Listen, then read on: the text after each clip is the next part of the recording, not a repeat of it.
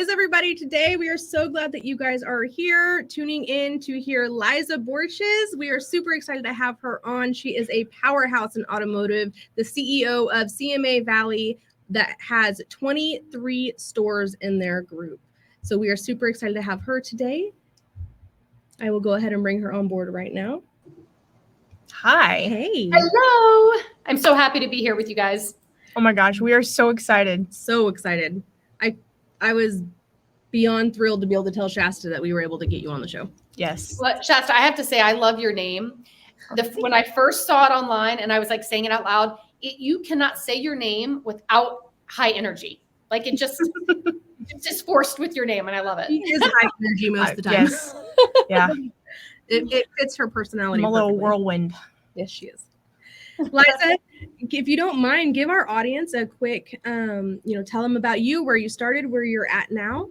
Sure. I am currently leading our company, which is Carter Myers Automotive. You mentioned CMA Valley. That's actually one of our markets. We have 5 stores in the Valley market. We have a total of 7 markets in our group, each that have up to 5 stores per market. So we are going to be 100 years old next year. Whoa. Wow. Started in 1924 with a Ford store. We now have 23 rooftops. We represent 18 brands across, as I said, 7 markets. We're in Virginia and West Virginia, and then we're opening a new Honda point in Maryland next year. Wow. That's awesome. So that's a little bit about us. I mentioned I'm the 4th generation and have the honor and privilege of following my father and his father and grandfather and being able to lead our company into our 100th year next year. That's amazing. That is amazing. But I have to tell you real quick. Everyone's like, well, what are you guys going to do for your 100th year? Like, the last thing I want to do is focus on the last 100 years. So it's going to all be focused on everything that has happened in our company over the last 100 years that is going to propel us forward for the next 100. It has to be future focused. You know, history's great, but it's only great in what we've learned from it. Absolutely. Exactly. That's a great idea. I love that so much. Congratulations. Like, that's a huge milestone. Yeah. You don't get to see that a lot in this industry nowadays. Like, there's not a lot of companies around in the automotive world that have lasted that long. Yeah, there are definitely a solid handful, but one of the cool things, and I'll throw this in since we're chicks in charge, we love women in automotive. We think that we were the first ever female-owned automobile dealership or group back in the late 1920s. My great aunt, her name was Elizabeth Myers, which was my name before I got married. She was selling Northwestern Mutual Life Insurance in New York City. And she was the only member of our family who had enough cash when the Depression hit to be able to invest in our company and keep it alive through the Depression and into World War II. So we can't find anything to conflict with this. We're 99% sure that we were the first female-owned dealership back in the late 1920s. Wow. That is amazing. That's so cool. That's phenomenal. Having a female-owned dealership back then is really unheard of. So I'm really willing to bet that that's true. Well, and we were told that nobody ever told Henry Ford, because Henry Ford did not appreciate women. He didn't even have female secretaries. And he probably would have shut us down if he had known that the company was owned by a female back then. So apparently my great-grandfather kept it very quiet. But she was pretty awesome. We talk about strong female leaders. We found a picture of her, and my dad couldn't figure out why she had a passport back in the late 1920s. And she actually went over to Europe and drove an ambulance in both World War I and World War II. That didn't happen back then either. So we think she was a symbol of strength that kind of kickstarted our company and influenced my great-grandfather to be able to get this company through probably one of the hardest times in our country, right? Back then. That's wild. Amazing. You rarely see, it's sad to say, you rarely see that kind of work ethic nowadays, or that level of drive and determination in people anymore. Right. That is really awesome. And it also really tells a story about why you are so involved with empowering women in the automotive industry as well, and why you're so passionate about that. That's really cool. That's awesome. So I know that something that you're really big on in your dealership is cultivating culture. Tell us a little bit about how you keep that culture high in the store, especially when you have 23 stores. It has to all start with a really strong foundation. And Of course, when you're on a podcast, I'm sorry, there's a big horn behind me, car alarm going off. It has to start with a strong foundation. It has to start from the top, but it can't live at the top. It has to live within every level within our company and across all stores. And so when we're looking for new leaders or even for new associates to join our company, we make sure that when we're recruiting and hiring, that we're asking the right questions to find people who are going to align with our core values, who are going to be culture fits as much as having the skill sets that we're looking for. And that's easy to say. We probably all say that that's what we do. But we have a woman who's in charge of recruiting, a talent acquisition specialist, Beth, and you will not find a stronger culture champion and warrior and ambassador of a company than Beth is for us. So that first touch when we're bringing people into our company is with somebody who lives and breathes the culture of CMA. So Beth is a great asset. We also have a lot of longevity across the leaders, both in our dealerships and on our CMA support team. So if you can have less turnover, obviously you're going to have people who are more aligned longer with your company. If you've got a lot of new leaders coming in, it takes time for them to really get to know the culture that you want to have live in your dealership. So I do think longevity plays a piece of it as well. So when you're looking to hire entry-level team members, do you look for people with experience, or do you look for people who are fresh to the industry that you can train from brand new?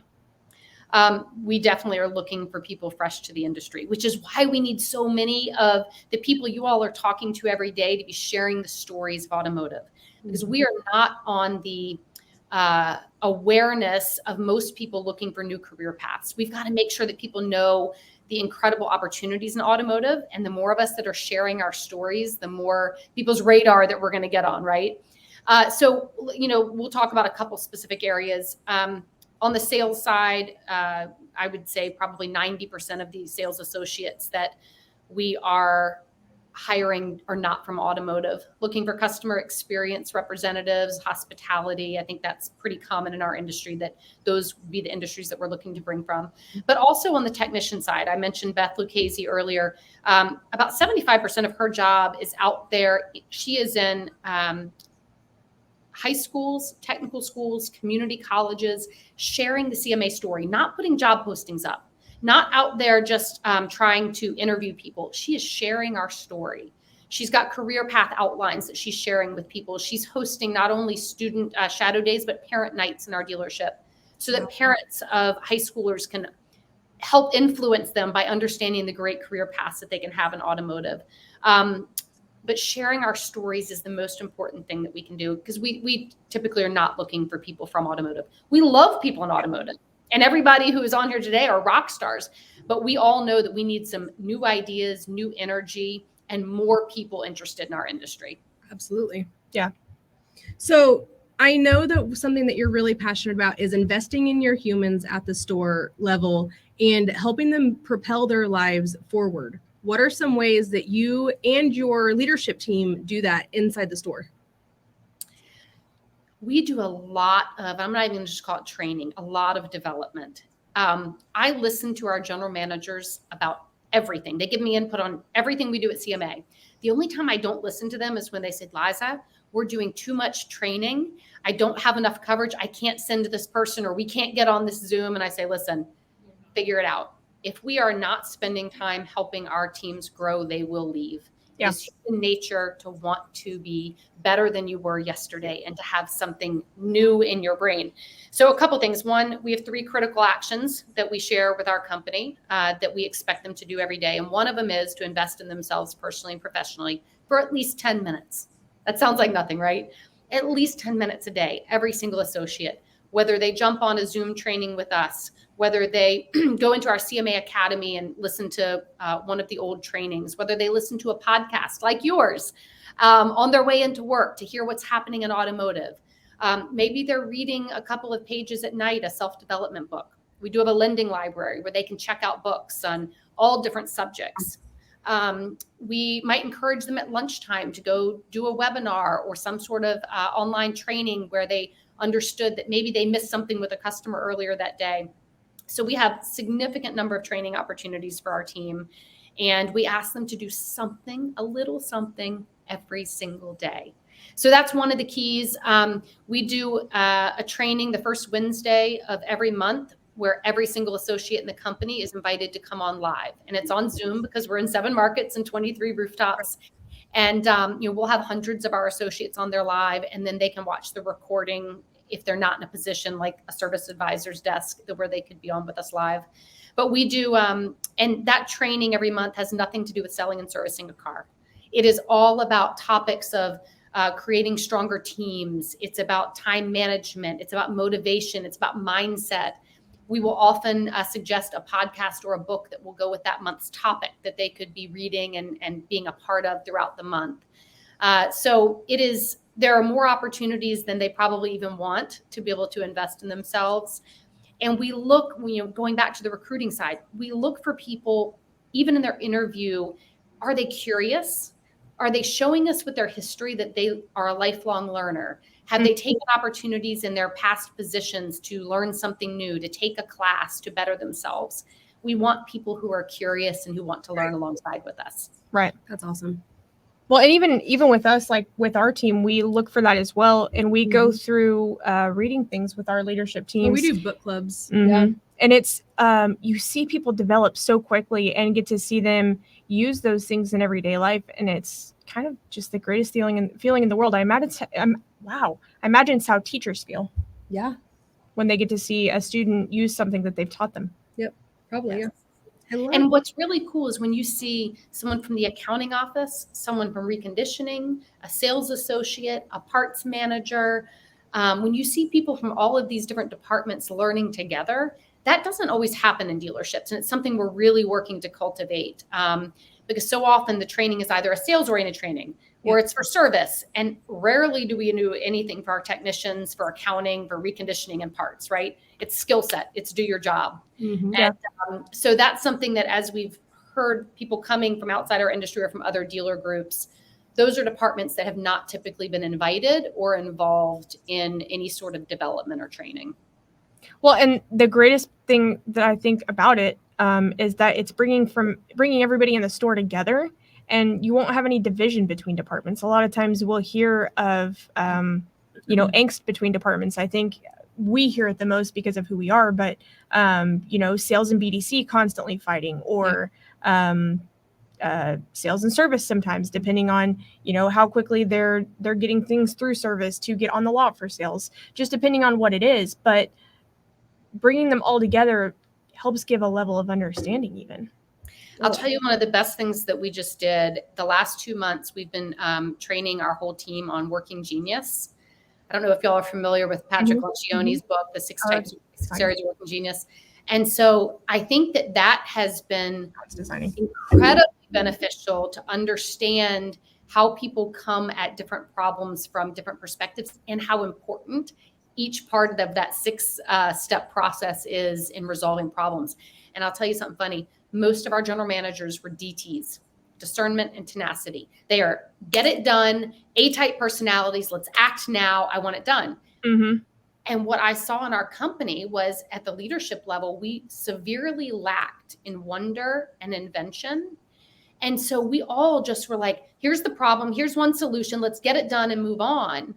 And we weren't giving ourselves the space to say, are we actually tackling the most important problems? Are we taking time to find the right solution and not just grabbing a solution? Right. And I found that maybe we've been relying too much on our vendor partners to bring us solutions versus taking the time within our own leadership team to asking important questions, getting the right inputs, and then figuring out who are the vendor partners that we need to help us solve the problem. We don't just need them to tell us what we needed to solve the problem. So it's been enlightening the last couple of months as we've been really diving into that work. That brings up a really good point too. I think that a lot of dealers really do depend heavily on vendors to just, make or break their success, or, we see it a lot in what we do, like because we're an outsourced BDC, like we're solely responsible for the success or failure of the internet leads. Right. And that's a lot of pressure. Like, don't forget, we're just getting them there for the sales team. Like, Your sales team is still responsible. The name of the book was Working Genius, correct? You said Six Types of Working Genius by Patrick Lencioni. Mm-hmm. Shasta, let's dive into that for a moment, because this is something that we've been working on deeply this past year, and that is, what is a successful vendor partner relationship, and how important it is that it is a two-way relationship. And before we enter into a relationship, we both understand what our role is, what our responsibilities are, and what success looks like. Right. Just yesterday, I was down at our Lynchburg stores, and one of our general managers wanted to switch vendor partners for a particular part of what we do, and I won't mention any names. And so we had asked him to, we have Kyle Mountsear helped us with a 9-question evaluation that we use both to evaluate current vendor partners and any ones that we might either be terminating or adding. And our general manager, Russ Tabone down in Lynchburg, did a phenomenal job. He actually put together a whole presentation for us that answered these questions, and he had the vendor partner in the room. And we were able to put up together, what does this marriage look like? And what is each of our role and responsibility to making sure that this is successful? And I know that if we do that across the board, it's not only going to be better for our vendor partners, like what you're talking about, but it makes sure that our team understands what their responsibility is, that it's not your responsibility to make sure our leads are worked. It's our responsibility to work together, because we're both impacted if the results aren't what we're looking for. Absolutely. Right. And it reminds me of that clubhouse room that you and David Long had hosted a couple of weeks back that just lit so many fires, the fire your vendors, because I was a little scared to go in that room after the way he posted it, and people, like, the way they were chiming in. I was like, oh, I don't know about this. Yeah, but it was a good conversation. If the dealer is going to look at a vendor just like a vendor, you don't need to have them. If the vendor is going to act like just a vendor, You don't need to have and them. not a partner, you don't need to be one. Right. You don't need to be in that relationship. You have to be able to work as a team. Yeah, it's a partnership. It is a give and take on both sides. It is not a set it and forget it any percentage of the time. Right. Couldn't agree more. Absolutely. And I think that as a vendor, you have to have communication. I feel like I've heard a lot just this week alone of vendors not communicating appropriately with the dealers. And although dealers lack in that as well, Yes. communication isn't great until things are to a point where they want to cancel, or, there's no communication up until that point. Vendors have to remember that they're not there every single day.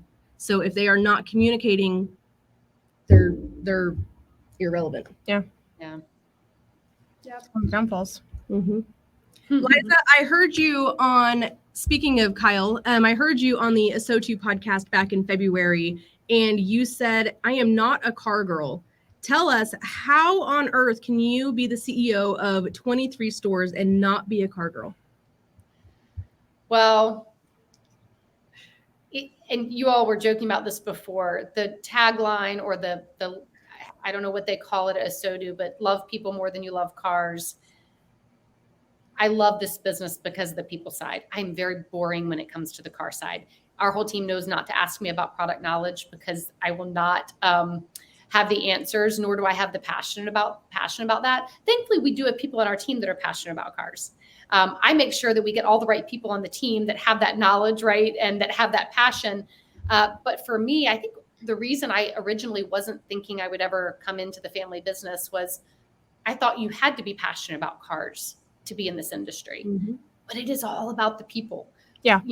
I could be leading a company that had a completely different focus. But what I do love about cars is that cars are a really important part of people's lives. Yes. And they count on them. They count on transportation to get them where they want to go in life, whether it be getting their kids to school or to church or to the soccer field or to visit grandparents, whether it be to get to work, to put food on the table for your family, whether it be to travel the world.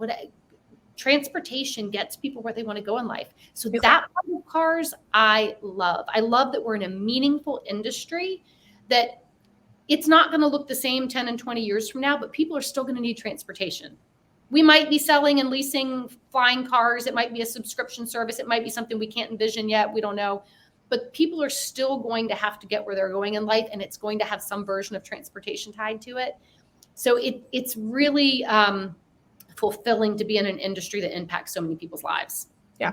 I love that. And I think that that is important as we're talking about, trying to get the younger generation to want to be a part of the automotive industry, that they know that they don't have to be a car fanatic in order to fit in here, in order to make a difference within our industry. I think the technology that's changing, I mean, just on the electric vehicle side, and I think there's going to be other alternative fuel options and new technologies coming out. I think there's a huge opportunity to attract the next generation because transportation is evolving so much. I mean, we hear a lot about young people kind of obsessed with Tesla and electric vehicles and the technologies that are coming out. I think it's a great opportunity for us to bring people in this industry that wouldn't have considered it a generation before. So we need to really utilize this evolution of where our product is going to get some excitement in my kids and their generation around our industry. Mm-hmm. I love that. Speaking of, Robin, my assessment was galvanizer and enabler. And I hated that word enabler until I really studied Working Genius and understood what it meant. Now I'm very proud of it. But both of my Working Geniuses were completely focused on people. That's funny. We didn't get to read the book or anything. Somebody actually had sent us the quiz and told us to just take it. So we have hardly any knowledge of the backside of it, but we all did take the quiz. I can't remember exactly. I'd have to look mine up and see what mine was, but well, I'm going to send you some more information on it then after we finish. You should. That would be awesome. It'll help you understand it a lot better. Yes, I would love that. So I know, Liza, you have 2 children. Is that right? I do. 2 girls or boys? Senior, a boy who's a senior in high school and a girl who's a freshman. So they're 18 and 14. Do you think that they will be getting into the automotive industry? I don't know. And certainly we have put zero pressure on them. My 18-year-old is applying to engineering schools at the different colleges he's looking at. That could go automotive or it may not. He's super into science and math. And right now it doesn't look like a clear path to automotive, but he also has enjoyed when he's worked in the dealership at times, during the summer. And he asks me a lot of questions about what I do, not on the car side, more on the leadership and strategy side. So I do see a lot of interest in him from that perspective. My daughter, I mean, any of you who have 14-year-old girls would know that, I mean, who knows? I have no idea what's going on in her head. I have no idea. Funny. I have an 11-year-old girl and a 12-year-old boy, and even with how close they are in age, they could not be any further apart, and I still have no idea what is going on in either of their heads. So I'm right there with you. I'm not. Teen years. There's no preparation for teenage years, especially with girls. Nope. Well, I have 3 girls, and I'm not looking forward to those teenage years. I have all girls. Good luck. I know. It'll be fun. But my 9-year-old is so interested in what we do, and she's always telling me, and she doesn't know the exact definition of what I do in my job or anything like that. So she just tells everybody, yeah, my mom works with cars all the time. And so she doesn't have a full understanding, but if you ask her, she'll be the next person to work here too. I love it. She's excited. I love it. I know, and I jokingly say, teenage girls, I know that they will come through it and they're our best friends and allies. There just might be a few rough years, which we are definitely in my household. Yes. Well, I mean, I went through a few of those rough years myself. So whenever I was that age, so I get it. Yeah, we all did. Liza, what do you think that your game changer was in your career? Well, there's a lot of ways you can define game changer. Do you mean the game changer for me personally as to why I made the decisions and to where I am now? Yes. So there was a moment, and it was very clear to me. I've shared this story before. When I was working on the OEM side, I was working for American Honda Motor Company. I had started in Torrance, and at this point I was up in Baltimore, Maryland is where we were living. And I was calling on Honda dealers and loved Honda. I thought I was going to be the first female CEO of American Honda Motor Company, even though there had never been one that wasn't Japanese, and there certainly had never been a female. But that was my aspiration. And I had a moment where I spent 3 days with a dealer group up in Maryland. They were doing a leadership development training for 3 days with all of their general managers. And I was in my, I guess, just past my mid-20s. And it was the first time I had really been exposed to leadership development. And I sat in this room with all these GMs who left after 3 days with plans on how they were going to be pouring into their team and how they were going to get back to their communities and how they were going to be setting records. And there was so much excitement and energy in this room. And you could just feel the lives that were going to change because of these GMs and what they had learned and how passionate they were to go back to their stores. And I was driving back to my home office by myself to go pull reports to send out to these dealers about the numbers of cars they've sold. Mm-hmm. And that is not a knock on people who do that job very well. But when we go back to what my working geniuses are, that was not inspiring to me. And it was not fulfilling me and giving me energy.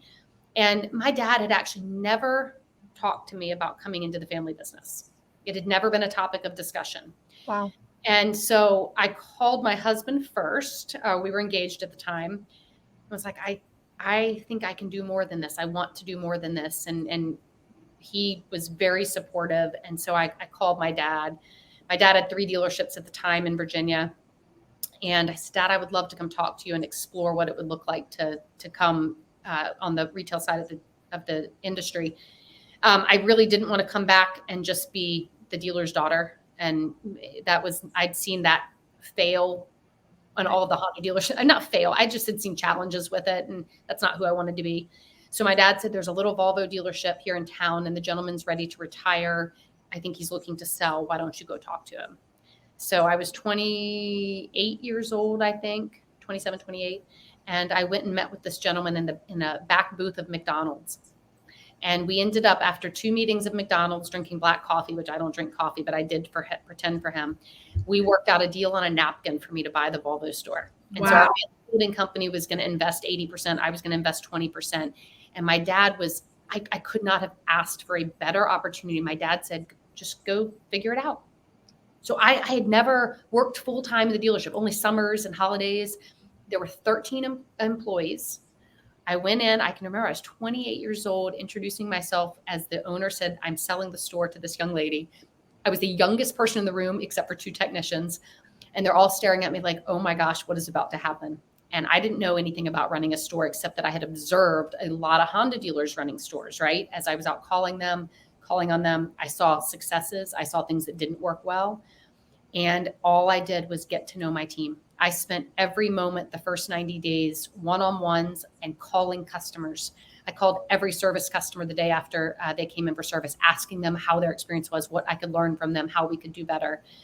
And so it was such a small store that I got to learn everything. I was the GM, the sales manager, the used car manager, the finance manager. I didn't have a good service manager. I was the service manager. I drove the shuttle a lot.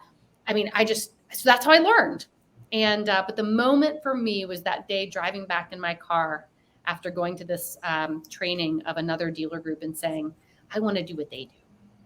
That's awesome. It's a very long answer to your short question. No, but I think that kind of goes into the next thing that I was going to say is that's also kind of what led you to going back on your word of what you had told your husband so many years prior, that you were never going to move home. You were never going to be a part of the family business. Mm-hmm. And then there you were.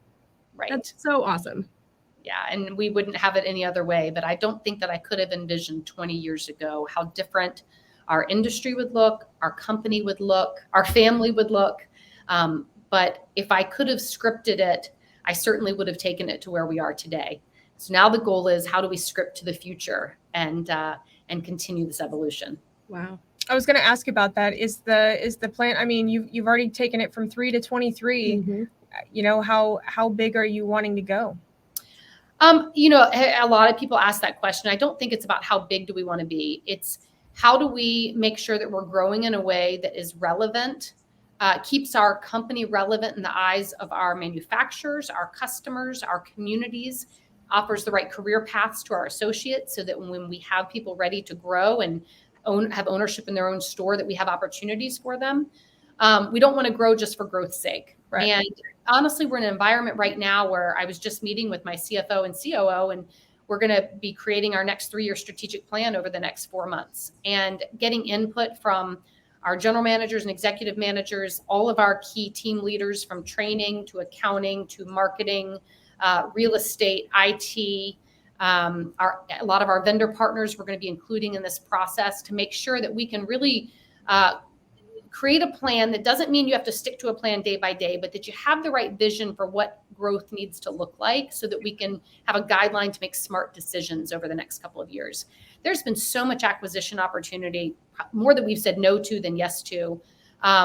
We've always had a good clarity around what we're looking for. Dealer groups that are culturally aligned with us in the size markets that we think our culture and foundation can be super successful in, which is more of a medium-sized market. Mm-hmm. We're not looking to go into the Washington, D.C. metro or a market such as that, because we like to be in communities where people and relationships matter. And for us, that's the medium-sized community, big enough to support a good-sized dealership, but small enough that we have relationships. Right. Perfect. So that's our plan.